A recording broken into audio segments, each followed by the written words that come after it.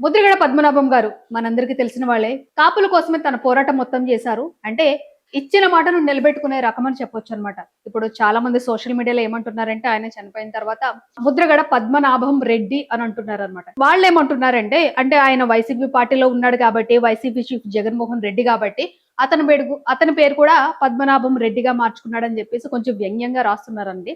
నిజాలు తెలియకపోతే తెలియనట్టుండండి. చనిపోయిన వ్యక్తి మీద నోరు పాడేసుకోవద్దు. మనం బతుకున్న మనుషుల మీద ఎట్లానో నోరు పాడేసుకుంటున్నాము. చనిపోయిన వ్యక్తికి కొంచెం మర్యాదగివ్వండి. అసలు ఆయన రెడ్డి అనే పేరు ఆయనే పెట్టుకున్నారు. కాదని అనట్లేదు. ఎందుకు పెట్టుకున్నారు? ఇప్పుడు మనం ఇచ్చిన మాట నిలబెట్టుకుంటున్నామా? ఈ ఎగ్జాంపుల్ చెప్పిన తర్వాత మీ మనసును మీరే క్వశ్చన్ చేసుకోండి. ఎప్పుడైతే పవన్ కళ్యాణ్ గారు పిఠాపురంలో పోటీ చేస్తున్నారో ఆ పిఠాపురంలోనే పవన్ కళ్యాణ్ ఓడిస్తానని చెప్పి పద్మనాభం గారు ఛాలెంజ్ చేశారన్నట్టు. ఇన్ కేస్ నేను ఆ ఛాలెంజ్ లో ఓడిపోతే గనక అంటే పవన్ కళ్యాణ్ కనుక గెలిస్తే నేను నా పేరు చివరి రెడ్డి అని మార్చుకుంటానని చెప్పి చెప్పారు. ఇదంతా ఎందుకు వచ్చిందంటే అప్పటికే చాలా మంది నువ్వు వైసీపీ చీఫ్ తో ఉన్నావు కాబట్టి రెడ్డి రెడ్డి రెడ్డి ఈ గొడవ అంతా మనకు తెలిసిందేనండి. ఓకే, అక్కడ పవన్ కళ్యాణ్ ఓడిపోయారు కాబట్టి అధికారికంగా గుసుకులు గుద్దులాట్లు కాదండి, అధికారికంగా ఓపెన్ గా నా పేరు చివర రెడ్డి అని చెప్పి పెట్టుకుంటున్నానని చెప్పి పెట్టుకున్నారు. మాట మీద నిలబడ్డాడు వ్యక్తి. దానికి మీరు వ్యంగ్యంగా మాట్లాడితే ఎలాగా? ఇంకొకటి ఏంటంటే ఈయన ఎవరైతే పద్మనాభం గారు ఉన్నారో ఫ్రమ్ ద స్టార్టింగ్ నుంచి కాపు ఉద్యమ నేతగానే ఉన్నారు కదండి. ముద్రగడ పద్మనాభం గారు బ్రతికుంటుండగే మనస్సుకు శాంతి లేకుండా ఆత్మకు ఆనందం లేకుండా ఎన్నో బాధలు కష్టాలతో ఆయన చనిపోయారు. చనిపోయిన తర్వాతైనా శాంతి లేకుండా చేస్తున్నారు. ఇప్పుడు ఎక్కడ లేని ప్రేమ కూతురెళ్ళి చివరిగా మా తండ్రిని చూద్దాం, శవాన్ని చూద్దామని వెళ్ళారు. మంచిది. కానీ ఆయన లెటర్లో ఏం రాశారట? నేను నెల రోజులు హాస్పిటల్లో ఉన్నప్పుడు నా కూతురికి నేను జ్ఞాపకం రాలేదా? నా భార్య క్యాన్సర్ ట్రీట్మెంట్ అయిన తర్వాత నేను ఇంటికి తీసుకొని వెళ్తే తల్లిని చూడు తల్లి అని 5 నిమిషాలు అడిగితే 5 నిమిషాలు కనీసం తలుపులు కూడా తెరవలేదు కదా.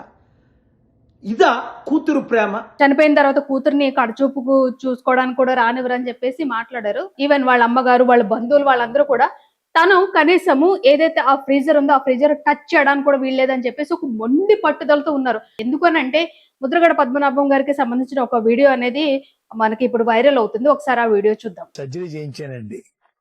15 days హాస్పిటల్లో ఉన్నామండి. మళ్ళా 10 రూపాయలకి రండి కీమో చేయించానని చెప్పి డాక్టర్ సెన్సార్ గారు చెప్తే ఈ ఎదవలకి ఇంటికి వచ్చానండి.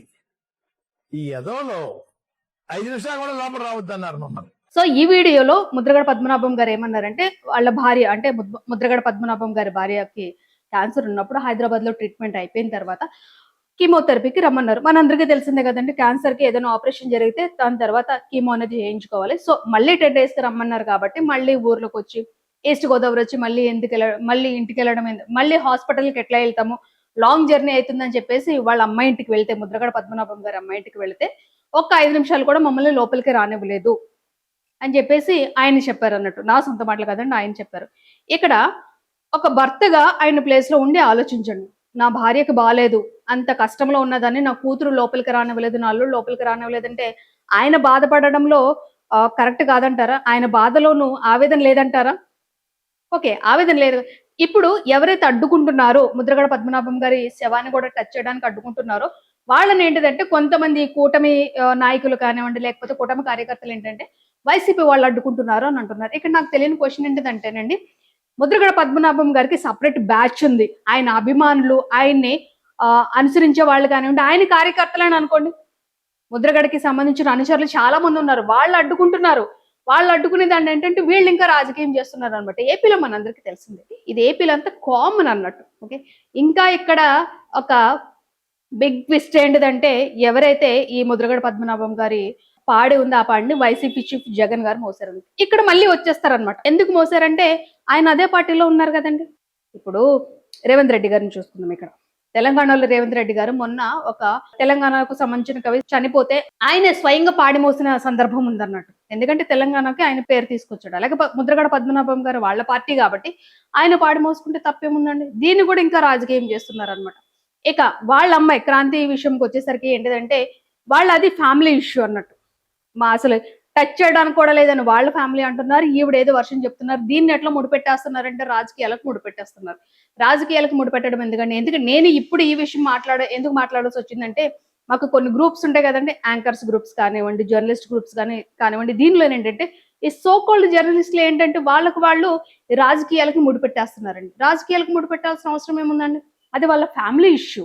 రావద్దు అని చెప్పేసి ఆయన ఓపెన్ స్టేట్మెంట్ ఇచ్చేసారు. ఇంకా చెప్పాలంటే ముద్రగడ పద్మనాభం గారు ఏంటిదంటే, ఈవెన్ నేను చనిపోయినా సరే నన్ను టచ్ చేయడానికి రాకూడదు అమ్మాయి, కనీసం నన్ను ఆఖరు చూపు కూడా చూడనివ్వద్దు అని చెప్పేసి ఆయనే ఓపెన్ స్టేట్మెంట్ ఇచ్చేసారు అనమాట. ఇక ఇక్కడ క్రాంతి గురించి మాట్లాడాల్సి వస్తే ఏంటిదంటే, క్రాంతికి వాళ్ళ నాన్నగారికి మధ్య డిస్కషన్ రావడానికి పవన్ కళ్యాణ్ కారణం అని అంటారు అనమాట. ఎందుకంటే పవన్ కళ్యాణ్ గురించి ఈయన ముద్రగడ పద్మనాభం గారు కాపులకి మంచి చేస్తారో చేయరని చెప్పి వాళ్ళిద్దరు జరిగిన క్లాషెస్ అనేవి మనందరికీ తెలిసింది. ఈ క్లాషెస్ లో ఏంటిదంటే క్రాంతి వాళ్ళ నాన్నకి సపోర్ట్ చేయకుండా పవన్ కళ్యాణ్ కి సపోర్ట్ చేసింది. ఈవెన్ పవన్ కళ్యాణ్ గారితో కొన్ని సభల్లోనూ కొన్ని ర్యాలీల్లో కూడా తిరిగింది అనమాట.